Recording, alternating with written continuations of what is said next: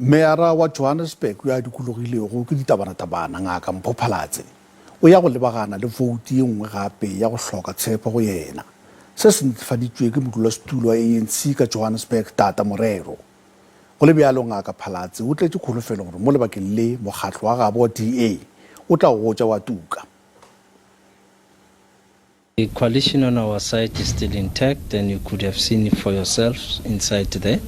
We voted for chairpersons at 138. Of course, we have 2 apologies of our councillors who were not available. So we will have 140, 3-line whip next week, and we'll ensure that we go through. It is a numbers game. Yes, we still have time. We are still negotiating within our coalition. I'm happy to say that our coalition is intact, except for the Patriotic Alliance that crossed over a few weeks ago. People weren't sure if Action SA was still part of our coalition, if they'd still come back to work with us. I'm happy to announce that Action SA is fully back on board.